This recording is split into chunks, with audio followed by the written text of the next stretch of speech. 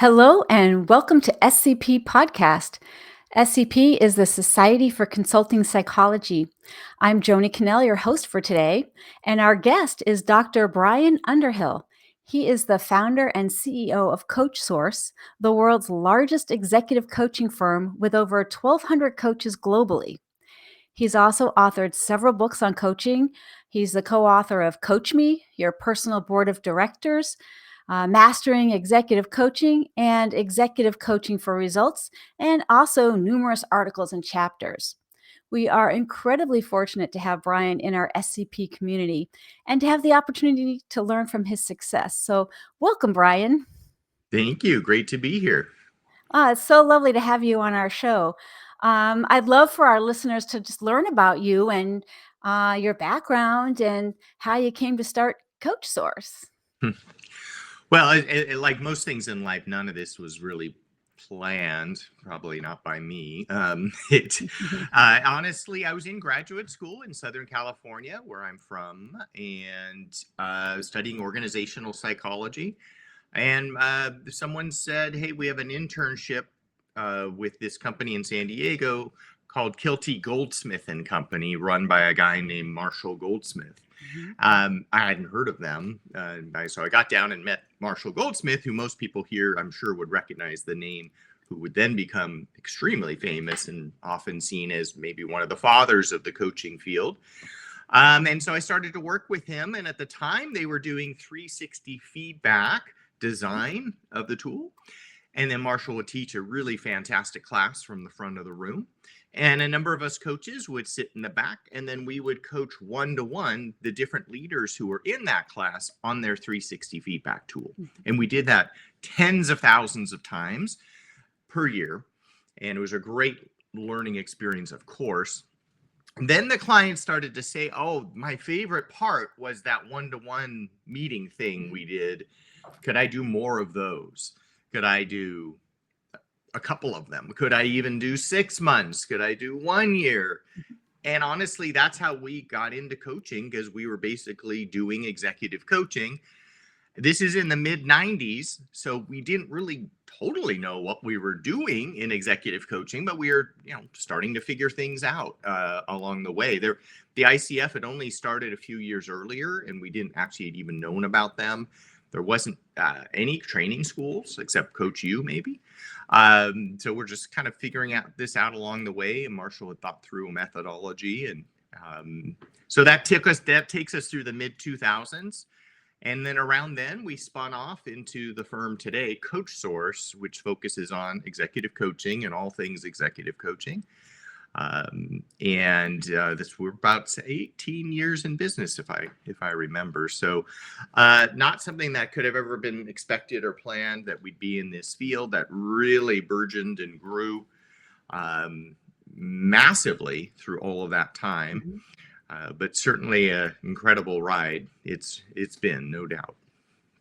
Wow, that's a great story. You reminded me that I actually got my start in consulting as coach at doing 360 feedbacks as well for PDI back in Of course. that was the early 2000s. But this is really about you, and I'm really curious. Like, go from actually delivering this coaching, to running a company and creating a startup and hiring other people to work for you. What expertise did you need to do that? And like, how did you realize you could do it? Well, I kind of at the time in mid 2000s to spin off into CoachSource, it was initially really just me. And I had a bookkeeper who's still with us today as our corporate controller, and eventually an assistant too. But everything I was doing by myself. But as consultants, we ought to know ourselves well. And I was realizing the parts of the business or running a business that I was good at, and the parts that I could really use better help at. And so the sales, the business development, the speaking, the meeting coaches, building a database of coaches, that's something I really enjoyed. But then once assignments started, all getting the trains to run on time, make sure everything's getting done with each coach, processing expense reports, getting invoices out, filling out corporate MSA documents and cybersecurity. So I started to add, I had a business partner who's been fantastic. He came in with a major operations and finance background. Mhm. So that was the two of us really running the business Mhm. for another couple of years. And as the business grew, we had to keep adding people. And that's always been an ongoing challenge, honestly, is the business would outgrow our own people's ability to deliver. Mhm. And it's one of these things in retrospect, I wish we had hired faster and sooner and scaled even faster because of the demand of coaching was jumping so much. But Mhm. yes, along the way, today we're about 15 employees full time, but then the Mhm. coaches are all independent practitioners. As we mentioned, there's 1,200 of them around the world. Yeah. Wow, that's big. So, what is it like for you currently as a CEO of CoachSource? Just tell us like a day in the life of Brian Underhill. A day in the life. Well, today there's great people here who do all the main parts of the business, if you will. Mhm. So there, someone's doing marketing, someone's doing sales, operations, all of finance, etc. And so, it's interesting because my job, I would do some of those things or all of them at various points. And then now we have great people here who do those things. Mhm. So part of my role is a lot more strategy, also helping the team work together, maybe the culture of our company, um, and a lot of thought leadership in the field of coaching. So a typical day today, there's some amount of internal business activities. So maybe coordinating among certain folks here Mhm. within the company. There'll be some high level sales work I might be doing, coming in and helping. Excuse me. Um, if we're made a big proposal for a client and need to Mhm. talk it through further. I have it. I love networking and connecting with people.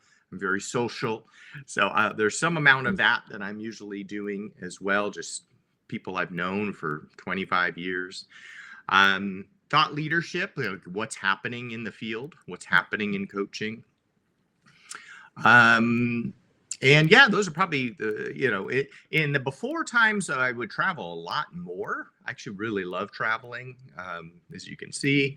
And people don't seem to do that quite as often. There aren't as many coaching conferences as there once were. Mhm. Your clients are now spread out way more than they once were. So it used to be go to the headquarters and meet everyone you wanted to meet at Mhm. a company. Now that's not necessarily the case at all. But I still force myself out on the road as much as possible because I really do enjoy the travel part of this and seeing what's happening in the field. Well, it just occurred to me that, you and I and a lot of people who are watching and listening in know what Coach Source does, but why don't you just tell for some others who aren't as familiar, tell us a little bit about, what the offerings are. I mean, what does it mean? Yeah. Mm. Well, we like to say we're the largest pure play executive coaching Mhm. provider out there. So, pure play, well, let's start with executive. There's Mhm. lots of kinds of coaching now out here. We've Mhm. seen that, and sometimes they can get conflated. Executive coaching is generally seen as executive level leaders focusing on leadership capability of those leaders, help them be better leaders. Mhm. And executive in many companies can often be seen as director, vice president, and the very top of the house too. So executive coaching being the focus as opposed to other levels of leaders or career coaching or life coaching, or there's all kinds of coaching. The word's very hip and popular, so you'll hear the word Mhm. coach next to anything these Mhm. days. And then pure play means that really coaching is all we do. So some of our, when PDI was around, they hold a Mhm. whole assessment business and they had a coaching business, and many of our competitors will have a search business or Mhm. consulting or whatnot. So we like to just be really deep and focused on this craft and be the best there is in executive coaching. Um, and there are related activities. So team coaching has gotten quite Mhm. popular. Mhm. And that's probably one of the bigger trending areas in our field right now. Group coaching has some interest as well, not quite as popular as team coaching. Teaching coaching skills to leaders has always been a popular thing that clients will do. And a newer trend is how AI might work in coaching. Still being Oh, determined, honestly, but that yeah. is still being figured out. We're not doing AI, but we do these other C-suite coaching, group coaching, team coaching, and then typical executive coaching. Hmm. So do your coaches have like special training to be working with executives, or is that just something you can pick up, or how does that work? Usually coaches are doing that before we meet them. So Hmm. they may have set up their own business doing coaching. And we usually like to see they've been coaching at least 5 years Hmm. and running their own business at least 2 years, because that Hmm. indicates they're here to stay as an independent practitioner. And we look at their client lists and what kinds of companies they work with and what leader levels they work with. Hmm. So we're usually looking for people who are already doing this in Oh, interesting. one way, shape, or form, as opposed Hmm. to training them ourselves. Yeah. So what are some lessons that you've learned from, your experience in running this? You said for how many years? 18 years? Yeah. 18 years, that would be useful for other coaches, consultants, SCP community members to hear. Well, I think one lesson is a little hard to address today, which is, wow, this field grew so fast and so Yeah. much faster than any of us predicted. Our ability to scale the company, I would think, kind of was behind the times there. Now, in the last 2 years, I've seen a little bit of a leveling of the amount of coaching purchasing by corporations. Mhm. Not sure if that's kind of a temporary lull and we'll kind of start moving again, or if this is where we'll be for some period of time. But the ability to grow and scale the company, or even shrink it if one has to, like Mhm. accordion, I think sometimes we get behind on that, and that can Yeah. be detrimental. So it's an ongoing learning, is to constantly be trying to figure out like what's the right size of company to address the marketplace that we're trying to address. Another big learning is, honestly, people say, well, what keeps you up at night? Favorite Mhm. question. For me, it's Mhm. always people. It's always been people, finding the right people and then helping those people to do their best and work with each other. And people are people, and there's no perfect formula on how you find the perfect person, or how you inspire them and motivate them, how you get them working with each other, because everyone's vastly unique and uniquely built. And so we're still learning this, even though we're in the field. Yeah. And we're in the field, and sometimes we hire other colleagues in our field to come look back inside of our company to help us with all Mhm. the usual people stuff that we do to help other companies. So it's, getting, uh, our one of our taglines is inspiring leadership, which is what we feel we're trying to do when we're coaching with other leaders. Mhm. But we also have to do it within our company Yeah. as well. And sometimes that's quite hard. It doesn't. I've been, doing this as many years as I have. I still am not sure I have the perfect formulas for how you make the people side work really well for everyone involved. Mhm. Well, it sounds like a bit of an endorsement for coaching because it is individual, for the individual person. Well, I have another question for you. Do you do any coaching yourself still, or are you mostly just running the company? No, I do. I still, I have to keep practicing, but I don't do a lot. So I do maybe I have about two leaders at a time at most.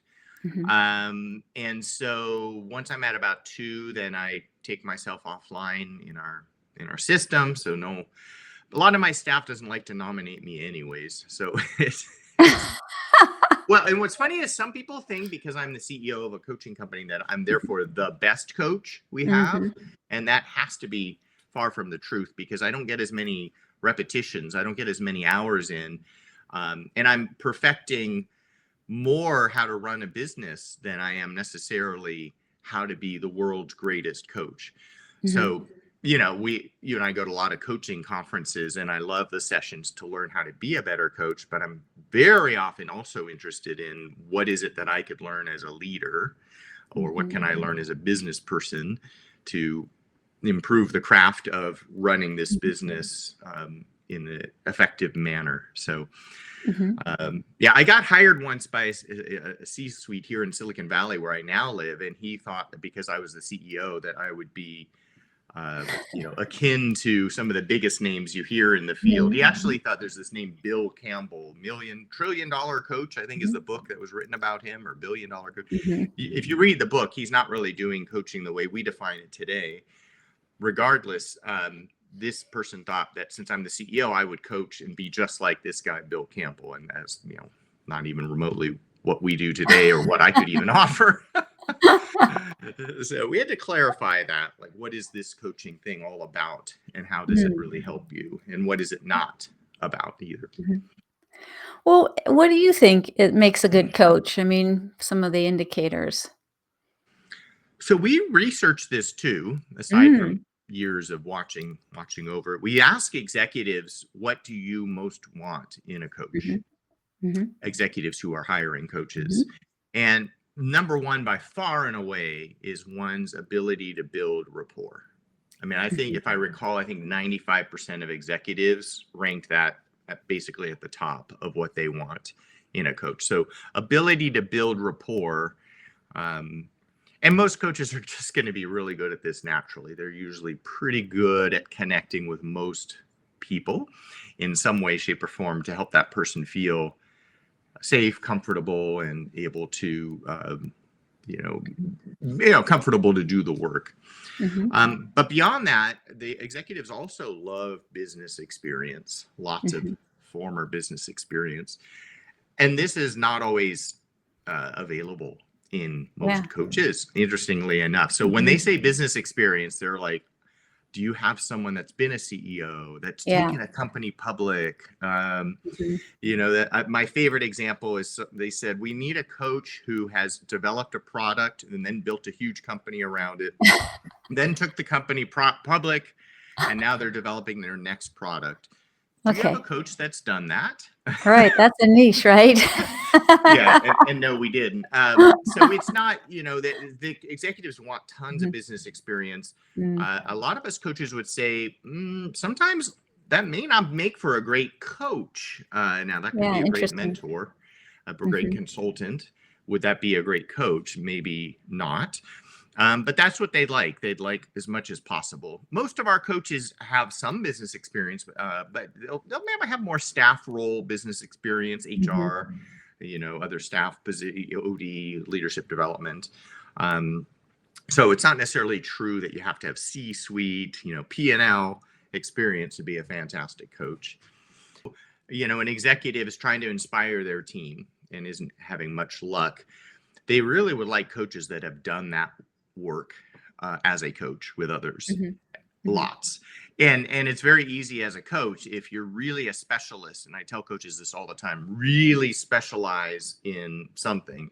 Marshall often said, be the world's leading expert in Mm. something. So I can go and say, I have the most amazing coach with team specialty. This is all he or she does. They've written a Mhm. book or two. Yeah. They're all over Huh. podcasts about the topic. And for other reasons, I think this could be a fantastic coach for you to meet. Mhm. That goes a long way. It's just like, okay, you've done this before. You've handled these situations. Mhm. I feel like I'm in good hands with you. Yeah. So there's probably the top three areas that executives seem to want from their coaches. Oh, well, thanks for sharing. That's actually very informative. And you're saying that the research shows this too, not just your own Mhm. personal observations, but you've obviously had a lot of uh, coaching engagements to look at and executives to work with. So, um, well, this has been really interesting. I mean, I would love to give people an opportunity to find you or reach you. How would they do that? I'm on LinkedIn and I love Mhm. connecting with people there. If Okay. you just look up my name, Brian Underhill, there Yeah. are a few Brian Underhills, believe it or not, in the world, including my own uncle. So don't pick him, but the one with CoachSource would be me. Yeah. Brian Underhill on LinkedIn. I'm Brian at CoachSource.com as Okay. well. And I love connecting with people who listen to this and would welcome that. Excellent. Well, thank you so much. I think you've really just provided our community with some really interesting insights into what it's like to run a really large coaching company, as well as what coaching is about and the history of coaching. So, thank you for being a guest and talking to us. Well, thank you for having me, and I've loved being part of SCP for the many years, and can't wait to our next conference, Vegas. Yes. Thanks, Brian. Yeah, and a little promo for that too, February 2026. Thanks to all our viewers and listeners, and we will see you next time.